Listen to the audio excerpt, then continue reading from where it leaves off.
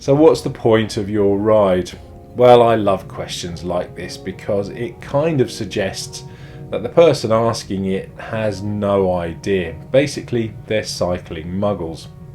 But if you are a cyclist, you'll know full well that you ride for either transport, for fitness, or for fun. Sometimes you might even ride for two of those reasons, or sometimes it might even be for all three. But whatever the reasons and the rationale behind your ride, if you can identify that, it will help you to focus and it will give you a clear objective and something that you can achieve while you're doing your ride.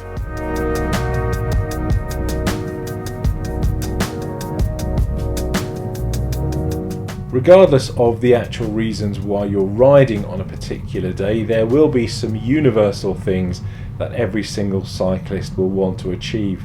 Mainly to do the ride in comfort, and that's going to boil down to things like bike fit and wearing the appropriate clothing.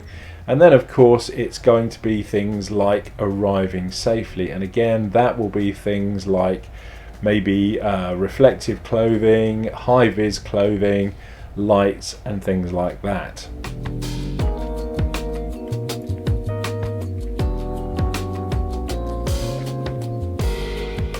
Riding for transport is fairly obvious and straightforward. Essentially, you want to take yourself from point A to point B, and if you're doing it by bike, then there are going to be some very obvious advantages. So for instance, you're not going to be spending any money on fuel, you're not going to be emitting any pollutants, and you won't be contributing to any of the traffic congestion.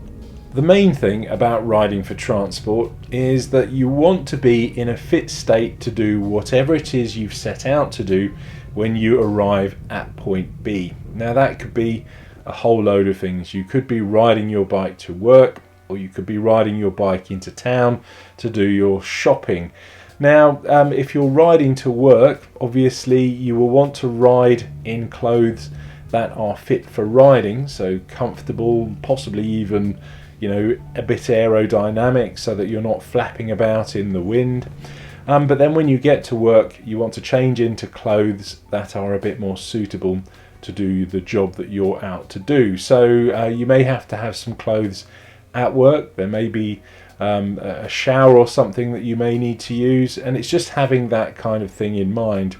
If you're riding down to the shops, for example, you'll also want to take things like a bag with you so that you can transport the things that you bought back home. So it's all fairly obvious stuff.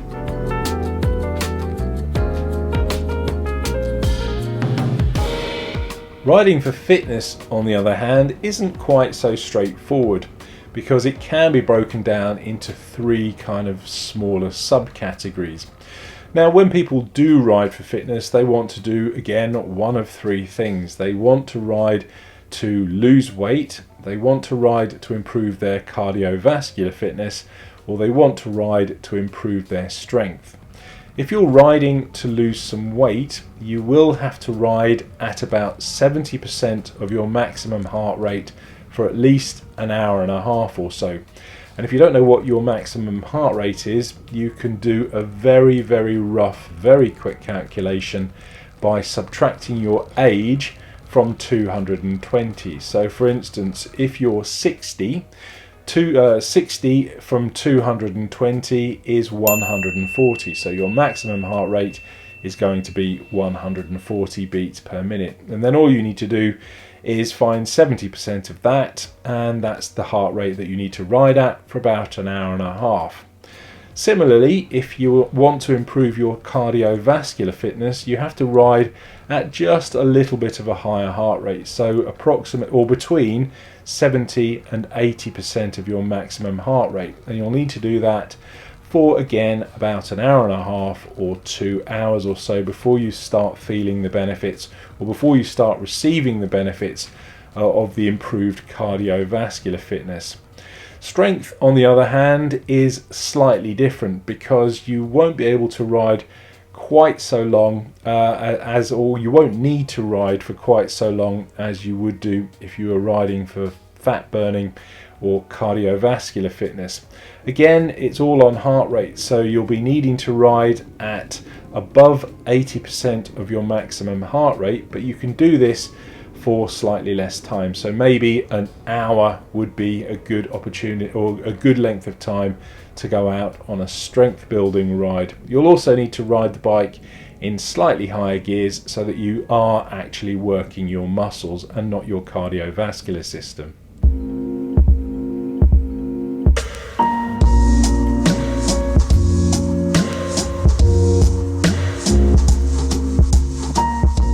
When people ride for fun, that again can be broken down into two subcategories.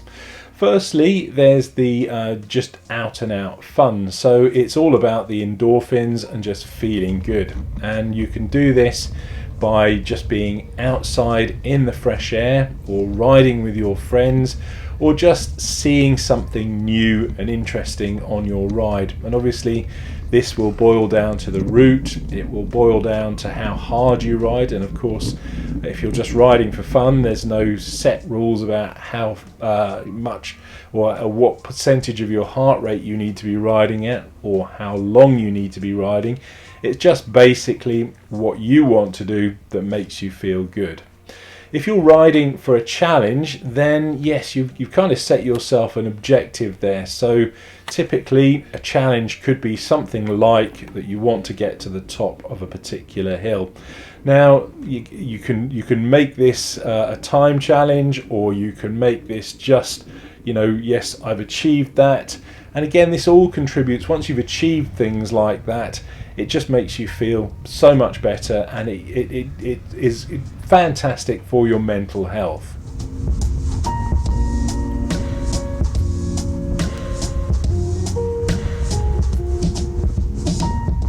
Getting on a bike and riding, doing any sort of riding, is always going to be fantastic and incredibly beneficial, regardless of the reasoning and the rationale behind why you're on the bike in the first place.